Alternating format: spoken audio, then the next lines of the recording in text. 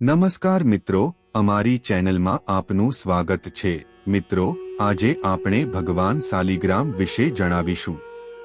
મિત્રો, શાલિગ્રામની પૂજા કરવાથી આર્થિક લાભ થાય છે અને સાંસારિક સુખ પણ મળે છે।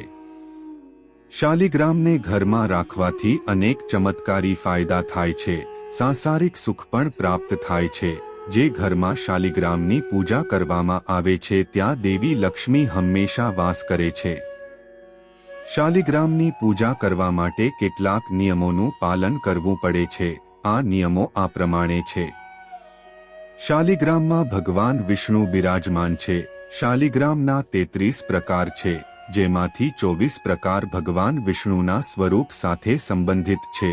તો મિત્રો, શાલિગ્રામના ફાયદાઓ જાણતા પહેલા વિડિયો લાઈક કરો અને ચેનલને સબસ્ક્રાઇબ કરો અને કોમેન્ટમાં શ્રી ભગવાન વિષ્ણુ લખો અને વિડિયો અંત સુધી જુઓ।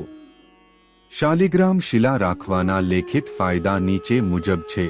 ધાર્મિક શાસ્ત્રો અનુસાર જે ઘરમાં શાલિગ્રામની સ્થાપના કરવામાં આવે છે અને તેની પૂજા કરવામાં આવે છે તે લોકોને તમામ તીર્થસ્થાનોથી શ્રેષ્ઠ પુણ્ય પ્રાપ્ત થાય છે।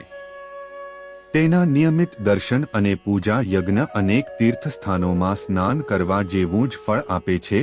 એવું કહેવાય છે કે ઘરમાં શાલિગ્રામ શિલાનું પાણી છાંટવાથી નકારાત્મક ઉર્જા દૂર થાય છે। મિત્રો, જાણો તેના વધુ ફાયદા, જેમાં 1. દરરોજ શાલિગ્રામની પૂજા કરવામાં આવે છે ત્યાં વાસ્તુ દોષ અને અવરોધો આપોઆપ દૂર થઈ જાય છે। જો કોઈ પણ ઘરમાં વાસ્તુ સંબંધિત કોઈ સમસ્યા હોય અને નકારાત્મક ઉર્જાનો પ્રભાવ વધી રહ્યો હોય તો તરત જ ત્યાં શાલિગ્રામની સ્થાપના કરવી જોઈએ અને યોગ્ય રીતે પૂજા કરવી જોઈએ। શાલિગ્રામમાં વાસ્તુ દોષ દૂર કરવાની શક્તિ છે। નંબર 2. શાલિગ્રામને રોજ પંચામૃતથી સ્નાન કરવું જોઈએ। શાલિગ્રામ અને તુલસી પર ચંદન ચઢાવવું જોઈએ। તેનાથી શ્રી હરિ પ્રસન્ન થાય છે અને બધી મનોકામનાઓ પૂર્ણ થાય છે। નંબર 3. વિવાહિત જીવનમાં સુખ। જો પતિ પત્ની વચ્ચે ઝઘડા વધી ગયા હોય અને સંબંધ તૂટવાની અણી પર હોય તો આવા ઘરમાં શાલિગ્રામની સ્થાપના કરવી જોઈએ। શાલિગ્રામને તુલસીના મૂળ પાસે રાખો અને તેની નિયમિત પૂજા કરો। દર વર્ષે તુલસી વિવાહના દિવસે પણ શાલિગ્રામને તુલસી સાથે વિવાહ કરાવો। તમારા દાંપત્ય જીવનમાં આપોઆપ ખુશીઓ આવશે। નંબર 4.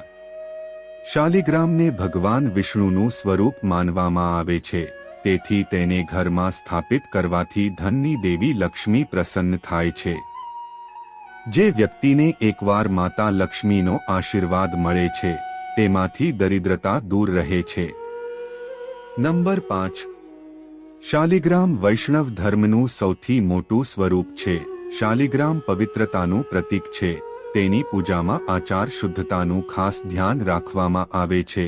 જો તમે માંસ કે દારૂનું સેવન કરો છો તો તે તમારા માટે ઘાતક સાબિત થઈ શકે છે। નંબર 6. એવું કહેવામાં આવે છે કે શાલિગ્રામની પૂજા ચોક્કસ ખાસ સમય સિવાય દરરોજ કરવી જોઈએ, જેમાં બીમારી, મુસાફરી અથવા માસિક ધર્મ વગેરેનો સમાવેશ થાય છે। નંબર 7. ઘરમાં માત્ર એક જ શાલિગ્રામ રાખવો જોઈએ। ઘણા ઘરોમાં એકથી વધુ શાલિગ્રામ હોય છે, જે યોગ્ય નથી। દરરોજ પૂજા કરતા પહેલા શાલિગ્રામને પંચામૃતથી સ્નાન કરાવવું જોઈએ। નંબર 8. શાલિગ્રામને ચંદનથી ઢાંકીને તેના પર તુલસીનું પાન લગાવવું જોઈએ। ચંદનનું લાકડું પણ વાસ્તવિક હોવું જોઈએ।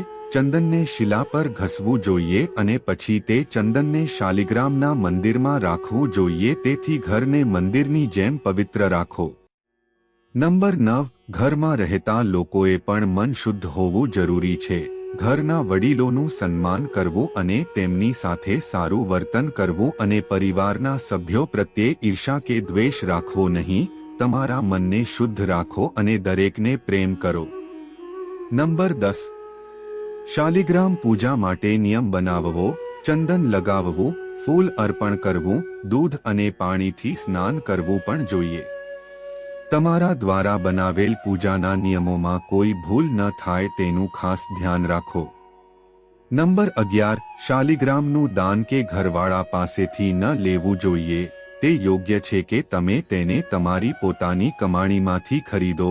શાલિગ્રામ એક જાગૃત મહાદેવ છે જેમાં વિષ્ણુનો અંશ પણ છે. શાલિગ્રામનું કદ સૂક્ષ્મ માત્રામાં વધે છે. જેમ બ્રહ્માંડ અને આકાશગંગા વધતા રહે છે તેવી જ રીતે શાલિગ્રામ પણ વધે છે.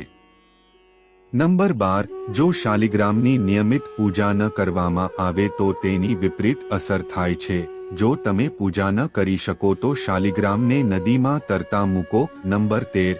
આ પવિત્ર પથ્થરને નારાયણનો અવતાર કહેવામાં આવે છે અને ભગવાન વિષ્ણુને શાલિગ્રામના રૂપમાં તુલસી સાથે વિવાહ કરવાથી ઘરમાંથી ધન, પરેશાનીઓ, વિપત્તિઓ અને રોગો દૂર થઈ જાય છે. આવા ઘરમાં હંમેશા સુખ શાંતિ રહે છે અને ધનની દેવી લક્ષ્મીની કૃપા પણ અહીં રહે છે. નંબર 14. જો ઘરમાં શાલિગ્રામ હોય તો તેનું ધ્યાન રાખવું ખૂબ જ જરૂરી છે. જેમાં એક ઘરમાં માત્ર એક શાલિગ્રામ રાખવા જોઈએ. જો ઘરમાં એકથી વધુ શાલિગ્રામ હોય તો તેને જ જળમાં વિસર્જિત કરવું જોઈએ અને ક્ષમા માગવી જોઈએ.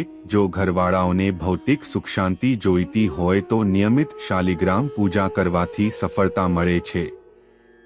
શાલિગ્રામની પૂજાથી મળે છે અજોડ સંપત્તિ. નંબર 15. લોકોએ માંસાહાર કે દારૂનું સેવન ન કરવું જોઈએ અને તેને ઘરમાં રાખવાના કેટલાક આ નિયમોનું ધ્યાનમાં રાખવા જોઈએ. દોસ્તો, તો કૃપા કરીને આ વિડીયોને લાઈક, શેર અને ચેનલને સબસ્ક્રાઇબ કરો અને કમેન્ટમાં જય શ્રી વિષ્ણુ લખો.